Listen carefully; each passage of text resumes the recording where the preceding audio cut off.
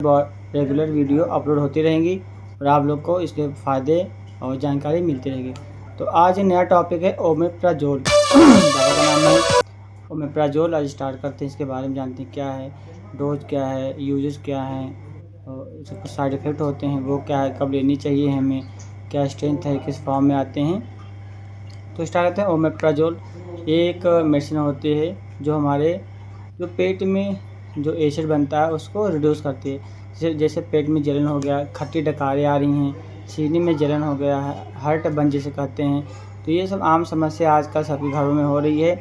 तो इसे हमें छुटकारा पाने के लिए हमें ये दवा लेनी चाहिए। इस दवा लेने से क्या होता है, जो हमारे गैस में एसिड बने हैं उसको ये कम कर देता है, जिससे आराम मिलता है। यह एक प्रोटॉन पंप इन्हिबिटर होता है जो एसिड को रिड्यूस कर देता है। जैसे हमें GERD गैस्ट्रोइसोफेजल रिफ्लक्स डिजीज़ होता है उसको ठीक करता है।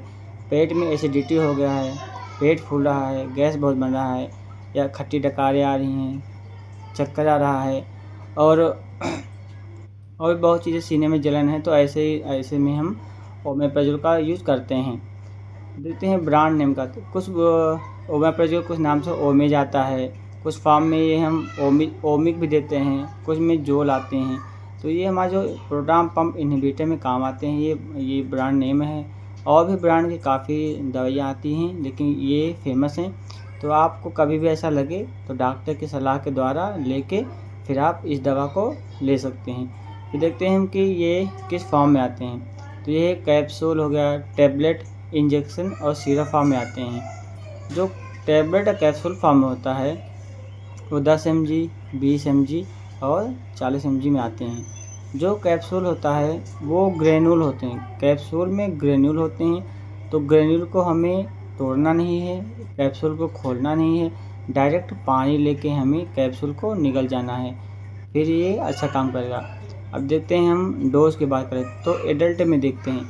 एडल्ट डोज क्या होता है कि एडल्ट डोज में क्या कहते हैं कि 20 mg पर डे दे सकते हैं। बच्चों में क्या होता है, जो पेडियाट्रिक होते हैं उनमें हम ड्रग कैलकुलेशन के अकॉर्डिंग हम दवा देते हैं या सिरप देते हैं। तो अगर बच्चा 5 किलो से ज़्यादा है और 10 किलो से कम है तो 5 mg पर डे देंगे। अगर बच्चा 10 किलो से ज़्यादा है, 20 किलो से कम है तो हम 10 mg पर डे देंगे। अगर बच्चा 20 किलो से ज़्यादा है तो 20 mg पर उसको हम देंगे। और एक बार याद रखें, खाना खाने के 1 घंटे पहले इस दवा को खाना चाहिए, जिससे इसका जो इफ़ेक्ट होता है वो काफ़ी अच्छा आता है। तो खाली पेट हम दवा खाएंगे तो हमें काफ़ी जो एसिड बन रही है वो अच्छे से रिड्यूस कर देगा।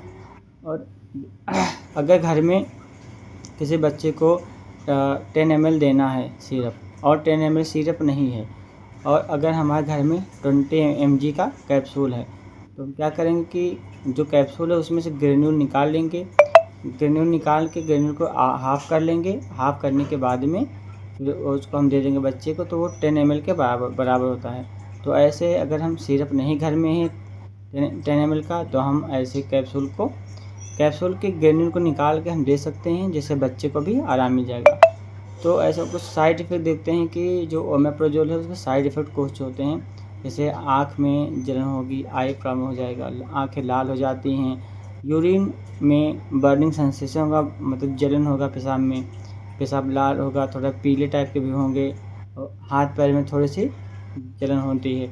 तो ये होगा ओमेप्राज़ोल के साइड इफ़ेक्ट। बहुत ही अच्छी दवा होती है ये, तो आप इसको ले सकते हैं। जब भी आपको एसिडिटी, गैस हो रहा है, सीने में दर्द, जलन हो रहा है, GERD जैसी प्रॉब्लम उसमें है, तो ये जैसे कि अगर जो कोई प्रॉब्लम है, अगर कोई पेशेंट अगर है जो 3 साल से ओमेप्राज़ोल ले रहा है कंटिन्यू, तो उसको क्या है, विटामिन B12 की डिफिशिएंसी हो सकती है, विटामिन B12 की कमी हो सकती है। अगर कोई भी पेशेंट लगातार 3 साल से इस दवा का सेवन कर रहा है तो उसके अंदर विटामिन B12 की कमी हो सकती है।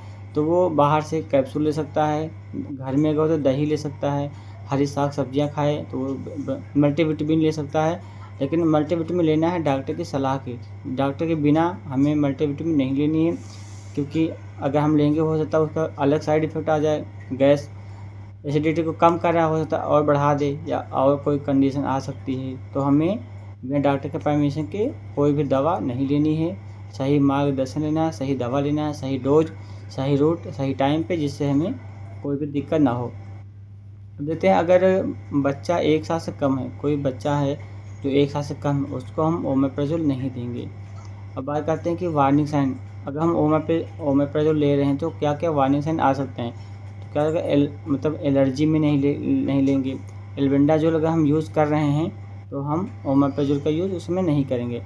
और अगर लेवोसिट्राज़ीन दवा चल रही है हमारी, क्योंकि लेवोसिट्राज़ीन होती है वो एलर्जिक दवा होती है, तो एलर्जिक जो दवा होती है अगर वो खा रहे हैं तो हम इस दवा का उपयोग नहीं करेंगे। अगर हमारे ब्लड में मैग्नीशियम की कमी हो गई, Mg+2 की कमी हो गई है, उस कंडीशन में भी हम इस दवा का उपयोग नहीं करेंगे। डॉक्टर की सलाह से हम दूसरी दवा का यूज़ करेंगे। देखते हैं, अगर लीवर डिजीज़ हो गया है, किसी पेशेंट में लीवर की डिजीज़ है या हार्ट की प्रॉब्लम है, कार्डियक डिजीज़ है, तो उस कंडीशन में हम अवॉइड करेंगे कि ओमेप्राज़ोल ना लें। इसके बिहाफ़ पे कोई अदर मेडिसिन ले सकता है, जिससे जो पेशेंट है उसको कोई बीमारी ना हो, कोई साइड इफ़ेक्ट ज़्यादा ना हो, और जो एसिडिटी है उसको अच्छे से काम करे। फिर देखते हैं, अगर कोई प्रेग्नेंट मदर हैं या लैक्टेटिंग मदर, जो माता अपने बच्चों को दूध पिलाती हैं, अगर वो कंडीशन में है तो हमें ये कोशिश करना है कि ओमेप्राज़ोल का यूज़ ना करें, जिससे बेबी पे और ब्रेस्ट मिल्क में बहुत इफ़ेक्ट ना पड़े। प्रेगनेंसी में क्या होता है कि जो बेबी बन रहा है उसमें काफ़ी कुछ डिफ़िकल्टी आ सकती है, और लैक्टेटिंग मदर में कुछ मिल्क में भी प्रॉब्लम हो सकती है, जो बच्चे को आगे भविष्य में दिक्कत कर सकता है, साइड इफ़ेक्ट बच्चे में भी आ सकता है। तो आज का हमारा वीडियो यही ओमेप्राज़ोल के बारे में रहा। वीडियो अच्छी लगी वीडियो को लाइक, शेयर, कमेंट करें, चैनल को सब्सक्राइब करें, और हमें थोड़ा मोटिवेट भी करते हैं, जिससे हम वीडियो अच्छे से बनाते हैं। आपको कोई वीडियो चाहिए, किसी टॉपिक पे चाहिए, आप कमेंट करिए, आपको वो वीडियो मिल जाएगी, जिससे आपका नॉलेज बढ़ेगा।